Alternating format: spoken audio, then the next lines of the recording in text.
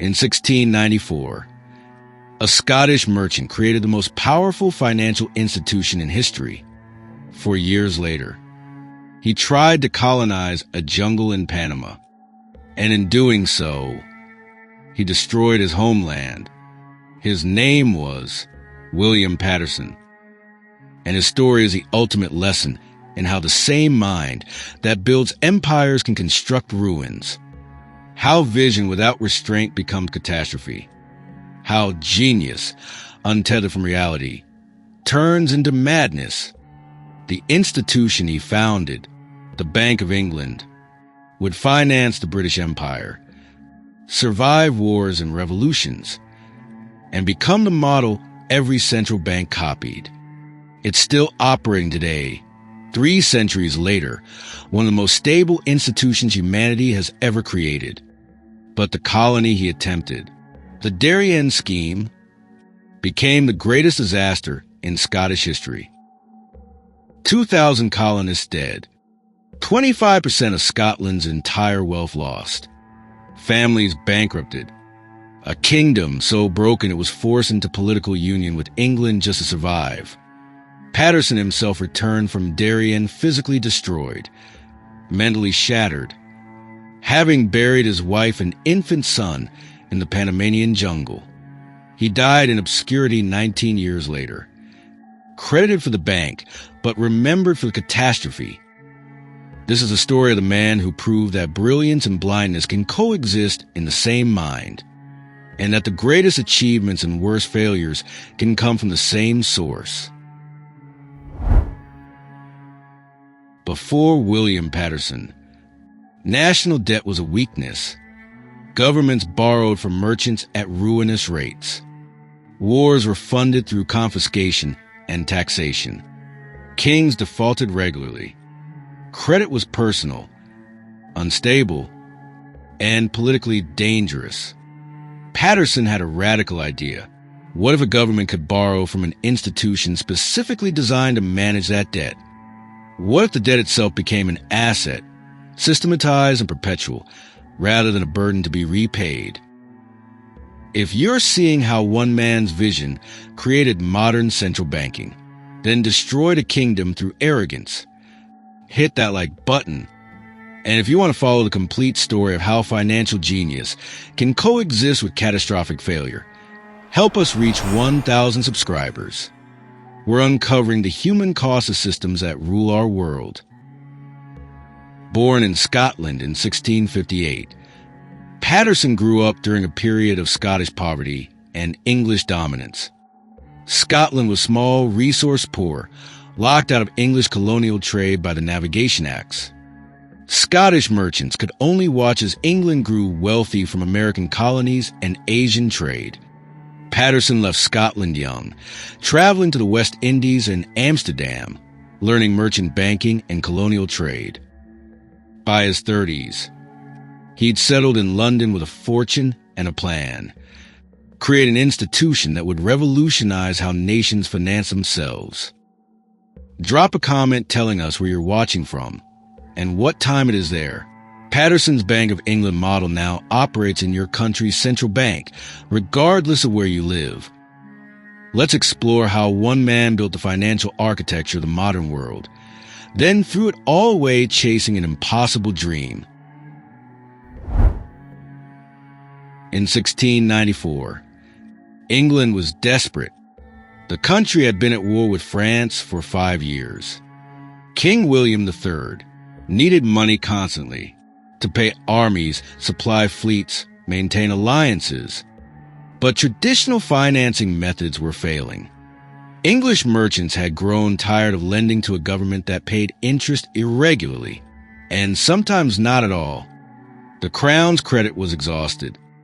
The war was draining resources faster than taxation could replenish them.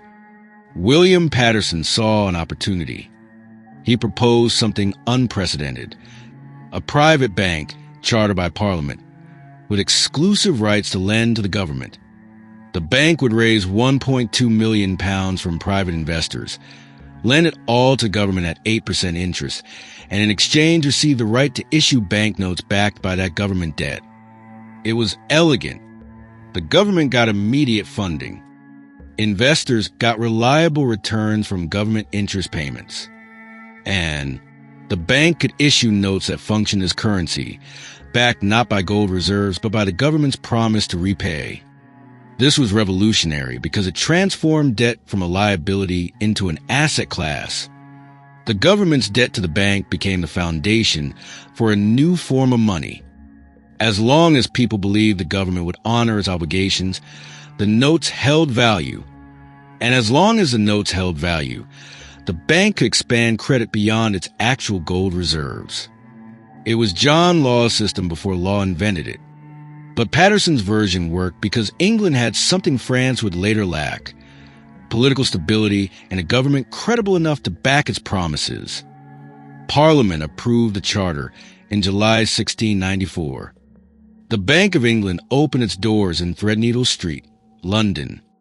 Within weeks, the initial stock offering was oversubscribed. English merchants, nobles, and institutions rushed to invest. The bank lent a full £1.2 million to King William immediately. And it worked. The government made its interest payments. The banknotes circulated. Credit flowed into the English economy. The war against France continued, but now England had sustainable financing. France, meanwhile, funded wars through confiscation and currency debasement. French credit collapsed. French merchants hoarded gold. By the time the war ended in 1697, England had demonstrated something transformative. Organized national debt, properly managed, was a competitive advantage. William Paterson had created the template. Every major nation would eventually copy it. But success wasn't enough for Paterson. The Bank of England ran itself. His role diminished quickly as professional bankers took over operations. By 1695, he'd been marginalized, credited but no longer central. And Paterson, ambitious and restless, needed another project. Something grander. Something that would make him not just a financial architect, but a founder of nations. He was about to attempt exactly that, and it would destroy him. William Paterson looked at Scotland and saw humiliation. His homeland was poor, politically weak, economically isolated. The English Navigation Acts prohibited Scottish merchants from trading with English colonies. Scotland had no empire, no colonies, no access to wealth flowing into London from the Americas and Asia. Scottish nobles watched English fortunes grow, while Edinburgh stagnated. The resentment was profound. Paterson conceived a plan so audacious it seemed to solve everything. Scotland would establish its own colony, not in competition with English territories, but in a location so strategically valuable that it would make Scotland indispensable to global trade. The location, Darien, on the Isthmus of Panama. The logic was compelling. Darien sat at the narrowest point between the Atlantic and Pacific Oceans. A colony that could control overland trade between Europe and Asia, bypassing the dangerous voyage around Cape Horn, or the Spanish-controlled Cape of Good Hope. Paterson envisioned Scottish merchant ships unloading on the Atlantic coast, goods transported overland through Darien, then reloaded onto Pacific ships bound for Asia. Scotland would become the hub of global commerce. It sounded brilliant. And Scotland, desperate for economic salvation, embraced it completely. The Scottish Parliament chartered the Company of Scotland trading to Africa and the Indies in 1695. Granting it monopoly rights and 21 years of tax exemption. Paterson promoted the scheme relentlessly. He promised returns of hundreds of %. He described Darien as a paradise, fertile land, friendly natives, strategic perfection. Scottish investors believed him. Not just wealthy merchants, but common people, farmers, artisans, widows. They emptied savings, sold possessions, mortgaged properties. By 1698, the Company of Scotland had raised £400,000. roughly half of all the money circulating in Scotland. The investment was unprecedented. Entire towns contributed collectively. The Scottish Parliament itself invested public funds. The scheme had become a national project, Scotland's bid for economic independence and imperial status. But there were warning signs Paterson ignored. England opposed the scheme. The English East India Company saw it as competition and lobbied against it. King William, needing Spanish support against France, couldn't afford to antagonize Spain by supporting a Scottish colony in Spanish-claimed territory. English colonies in the Americas were instructed not to assist the Scottish settlement. Darien would be on its own. Paterson dismissed these concerns. He believed the strategic value of Darien would overcome political opposition, that once the colony succeeded, objections would evaporate. In July 1698, 5 ships carrying 1,200 colonists departed Scotland for Darien. Among them, William Paterson, his wife Hannah, and their infant son. They carried supplies for 2 years, tools for building, goods for trading, and absolute confidence in their mission. The voyage took 4 months. They arrived in Darien in November 1698. And within weeks, Paterson's vision collided with reality. The collision was catastrophic. Darien was not a paradise. It was a death trap. The land Paterson had described as fertile was impenetrable jungle on rocky, mountainous terrain. The soil was thin and acidic. Attempt to farm produced almost nothing. The native Kuna people, whom Paterson had assumed would welcome trade, were few, uninterested, and wary of Europeans. And the climate was murderous. Tropical heat, torrential rains, humidity that rotted supplies within days, and diseases, yellow fever, malaria, dysentery, that the Scottish colonists had no resistance to. Within a month, people began dying. The death toll climbed rapidly. 10, 20, 50 people dead, then 100. The graveyard grew faster than the settlement. Food supplies spoiled. Fresh water sources were contaminated. The colonists, unprepared for tropical survival, had brought the wrong provisions: heavy wool clothing, salted meat that went rancid, tools designed for Scottish soil. Paterson tried to maintain morale. He organized work parties to clear land and build fortifications. He negotiated with the Kuna for food. He wrote optimistic reports back to Scotland, describing minor setbacks that would soon be overcome. But privately, he was breaking. In January 1699, his infant son died of fever. Paterson buried him in the jungle. In March, his wife Hannah contracted yellow fever. She died within days. Paterson buried her beside their son. The grief destroyed something fundamental in Paterson. Witnesses described him as hollow, barely functional. He stopped leading. He stopped planning. He sat in his hut, staring at nothing, speaking only when necessary. The colony continued to collapse around him. By April 1699, over 400 colonists had died, a third of the expedition.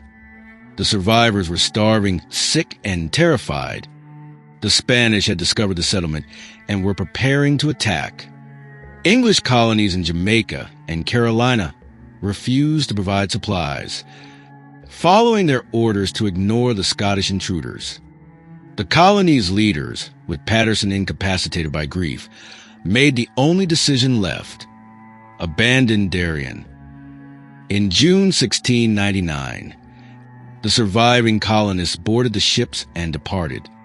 Of the 1,200 who'd left Scotland with hope, fewer than 300 returned alive. Paterson was among them, physically broken and mentally destroyed. But the catastrophe wasn't over.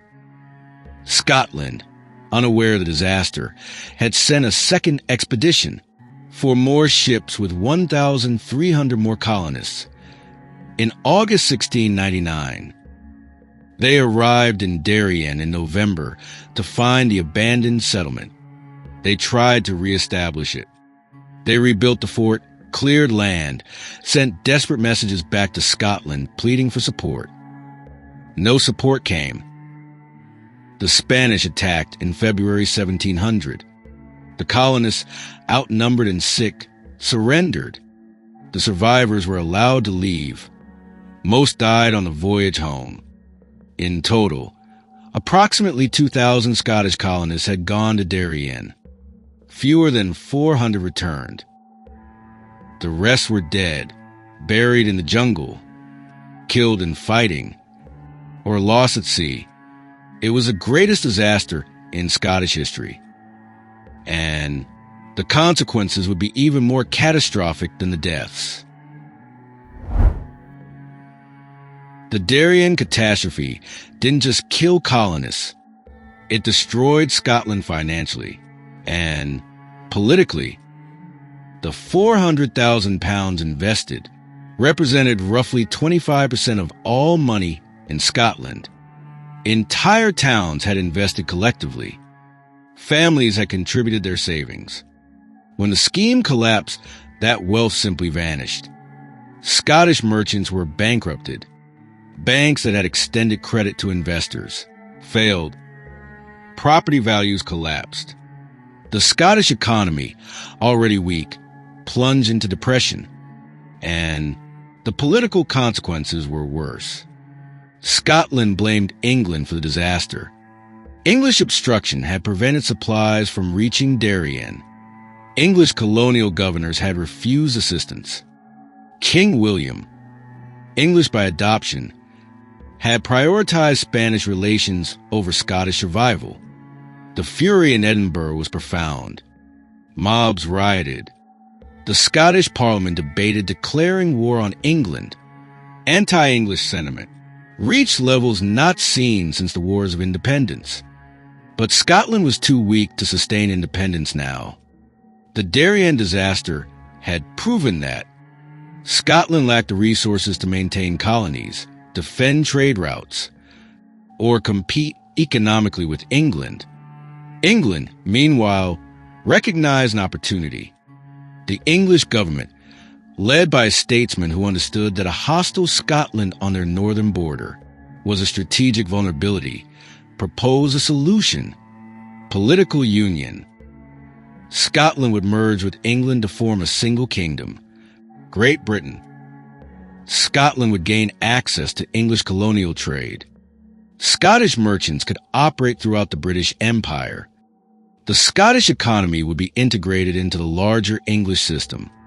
In exchange, Scotland would give up its independent parliament and sovereignty. The debate in Scotland was bitter. Many saw a union as surrender, as the final humiliation after Darien's failure, as proof that Scotland couldn't survive independently. But the economic reality was undeniable. Scotland was broke. The Darien disaster had bankrupted too many families, destroyed too much capital. Without access to English trade networks, recovery was impossible. In 1707, the Scottish Parliament voted to dissolve itself and accept union with England. The Act of Union passed narrowly. Scotland ceased to exist as an independent kingdom after 400 years. Darien didn't single-handedly cause the union, but it created the economic desperation that made union necessary. William Paterson lived to see this. He'd returned from Darien in 1699, destroyed by grief and failure. He watched as a catastrophe he'd promoted bankrupted his homeland.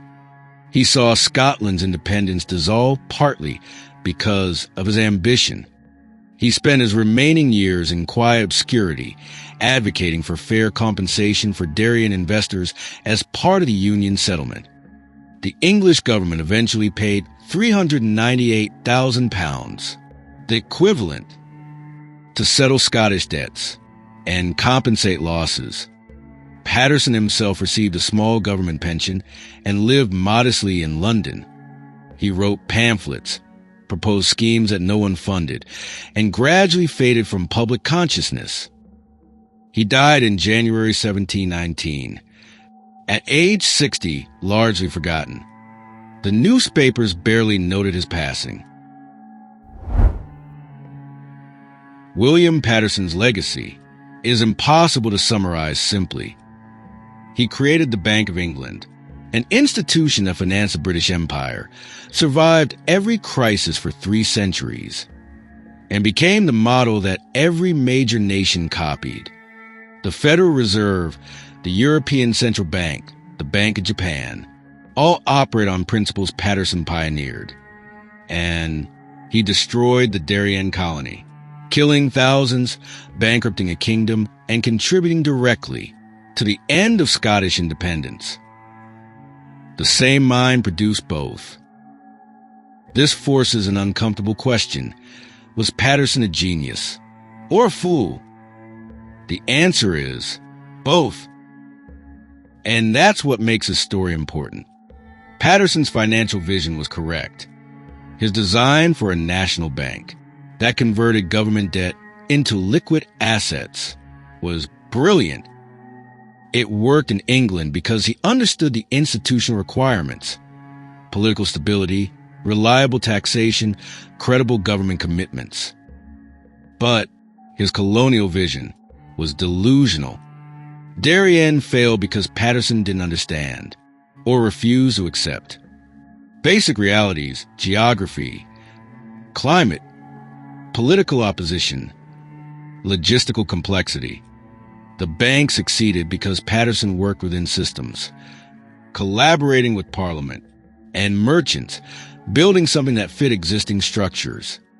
Darien failed because Paterson tried to impose his vision on reality, ignoring obstacles, dismissing criticism, assuming willpower could overcome facts. One approach created a monument, the other created graves.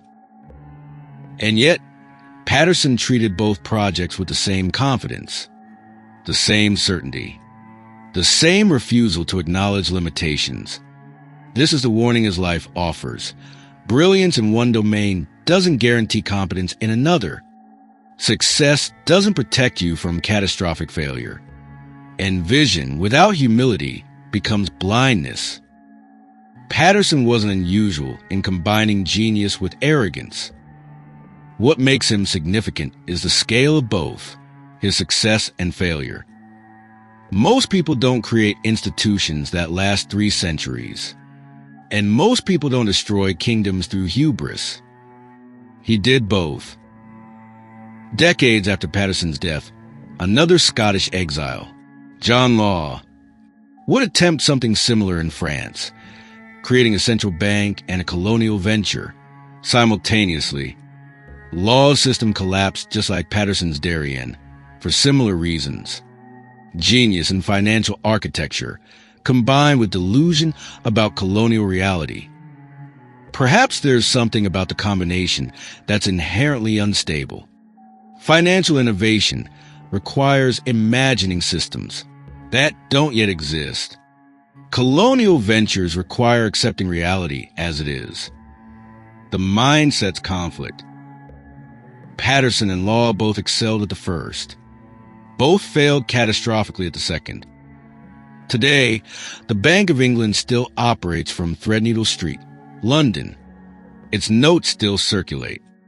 Its policies still influence global finance. Paterson's monument endures. Darien is jungle again.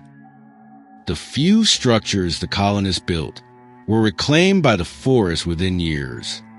The cemetery where Paterson buried his wife and son has vanished beneath vegetation. Nothing remains except the cautionary tale. Scotland eventually prospered within the British Union, though the memory of lost independence never entirely faded. The Darien disaster became a symbol in Scottish culture, a reminder of ambition unchecked, and dreams that cost everything. William Paterson proved that one person can change the world, for better and for worse, often simultaneously, and that the institutions we build outlast us, but so do the ruins. William Paterson built the financial architecture of the modern world. The Bank of England, 3 centuries later, still operates on his principles. Every central bank on earth borrowed his design. But he also destroyed a kingdom chasing an impossible dream. 2,000 people died in Darien. Scotland lost 25% of its wealth. A nation bankrupted itself following his vision. His wife and infant son are buried in a Panamanian jungle that reclaimed their graves centuries ago. The same mind built monuments and ruins, created systems that endure, and catastrophes that haunt. That's a paradox of genius unchecked by humility. If you're starting to see how brilliance and blindness can coexist in the same person, subscribe for the rest of this series. Like this, if you'd never heard of William Paterson, the man who founded the Bank of England and destroyed Scotland. Comment whether you think the bank justifies the Darien disaster, or if his legacy is forever stained by the deaths he caused. Share this with someone who needs to understand that success in one area doesn't guarantee competence in another. The series continues. The next man we cover learned Paterson's lesson about colonial delusion, but forgot the part about institutional stability. William Paterson proved that the same genius that builds empires can construct ruins, and that monuments and graves can come from the same hand.